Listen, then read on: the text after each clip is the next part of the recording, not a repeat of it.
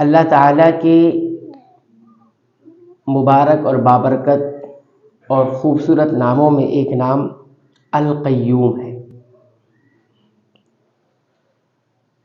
القیوم کے اندر اللہ رب العالمین کے لیے ایک صفت کا ثبوت ملتا ہے، وہ ہے القیومیت۔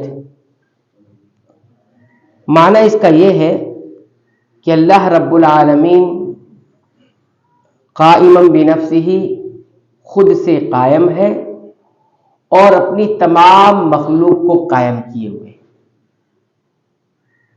القیوم کا معنی کیا ہے کہ اللہ رب العالمین خود قائم ہے اور اپنی تمام مخلوق کو وہ قائم کیے ہوئے ہیں، یعنی اسی کی بدولت ساری مخلوق کا وجود برقرار ہے، قائم ہے، اور اللہ رب العالمین خود اپنی جو ہے طاقت و قدرت سے قائم ہے، اسے کسی کی ضرورت نہیں۔ اس نام سے ہمیں دو باتیں معلوم ہوتی ہیں، اللہ رب العالمین کے تعلق سے دو باتیں معلوم ہوتی ہیں۔ تو ان دو باتوں میں سے پہلی بات کا تذکرہ آج کیا جائے گا۔ پہلی بات یہ معلوم ہوتی ہے اللہ رب العالمین کے القیوم نام سے کہ اللہ رب العالمین کی جو بے نیازی ہے، غنی ہونا اس کا، وہ کتنا کمال کا ہے کہ اللہ رب العالمین خود قائم ہے، وہو القائم بنفسی، وہ خود اپنی طاقت و قدرت سے قائم ہے۔ اللہ رب العالمین کو مخلوق کی، کسی بھی مخلوق کی ضرورت نہیں ہے اپنے قائم رہنے کے لیے، کسی بھی مخلوق کی ضرورت نہیں۔ اگر اس بات پر کسی کا ایمان ہوگا تبھی القیوم پر ایمان ہوگا، ورنہ القیوم پر ایمان نہیں ہے۔ اللہ تعالیٰ کو اپنی مخلوق میں سے کسی کی بھی ضرورت نہیں۔ شان بے نیازی جس کو ہم کہتے ہیں، شان بے نیازی کی سب سے بے نیاز، بے ضرورت، کہ وہ کسی کے ذات سے خود قائم نہیں ہے، کسی کی ذات سے، بلکہ وہ خود قائم ہے۔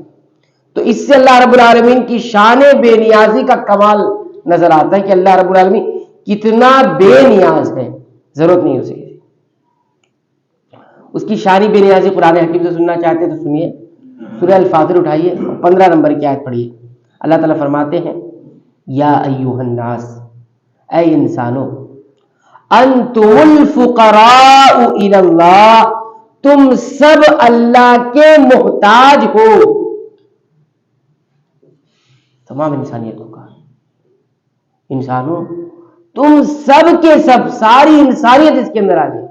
انتم الفقراء، فقیر جمع فقراء، اللہ کے فقیر ہو، محتاج ہو، بھکاری ہو، اس کے وجود کی وجہ سے تم قائم ہو۔ واللہ هو الغنی الحمید، اور اللہ کی شان کیا ہے؟ اور اللہ الغنی، شان وہ بے نیاز ہے، اس کو کسی کی ضرورت نہیں ہے، الحمید، اور وہ قابل تعریف ہے۔ آپ دیکھ رہے ہیں پانچ باتوں کے اندر انسان اللہ کا محتاج ہے۔ پہلی چیز، انسان اپنے آپ کو وجود لانے میں اللہ کا محتاج ہے، ٹھیک ہے؟ انسان اپنے وجود، پہلے تھا نہیں نا، اسے لایا کس نے؟ اللہ نے۔ تو یہ کئی ایک باتوں میں انسان اللہ کا محتاج ہے۔ اس سے معلوم ہوا کہ اللہ رب العالمین القیوم ہے، وہ خود سے قائم ہے، اس کی شان بے نیازی معلوم ہوتی ہے۔ اور حدیث قدسی میں نبی کریم صلی اللہ علیہ وسلم کیا فرماتے ہیں وہ سنیے۔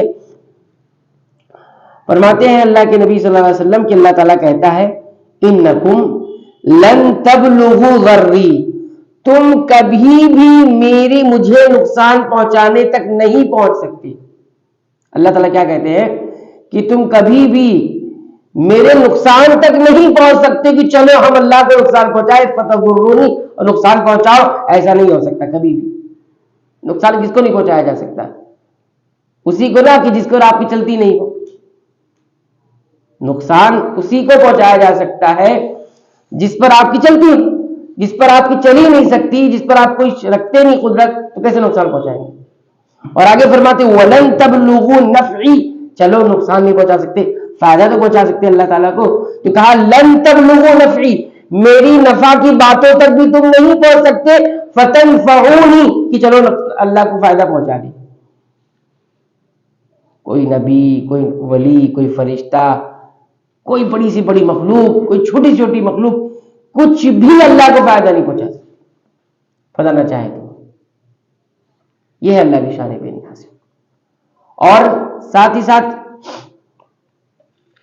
یہ بھی یاد رکھیں کہ اللہ رب العالمین کی یہ جو شان بے نیازی ہے یہ اس کی اپنی ذاتی ہے. ایک ہوتا ہے عطائی، یہ لفظ آپ نے بارہا سنا ہوگا. اللہ رب العالمین کی جتنی صفات ہیں وہ سب ذاتی ہے، عطائی نہیں ہے کسی نے عطا کر دیا ہو. دیکھیے ہمارے اور آپ کے پاس کچھ علم ہوتا ہے، کچھ کمال ہوتا ہے، کچھ صفات ہوتی ہیں، تو کچھ یہ ساری صفات انسان کہتا ہے کہ یہ تو مجھے پیدائشی ہے، بچپن سے ہے، میں نے محنت نہیں کی، مل گئی اللہ کی طرف سے. عطائی ہے، یہ آپ کی ذاتی ہے، آپ نے خود حاصل کی ہے نہیں. کچھ بھی ہے آپ کے پاس وہ سب اللہ کا. تو مخلوق کا جتنا علم ہے، مخلوق کے پاس کسی چیز کی بے نیازی ہے تو وہ عطائی ہے، لیکن اللہ رب العالمین کی جو شان بے نیازی ہے وہ اس کی اپنی ذاتی ہے. یعنی کسی بھی چیز میں وہ مخلوق کا محتاج نہیں ہے اور کسی بھی طریقے سے مخلوق کا محتاج نہیں ہے.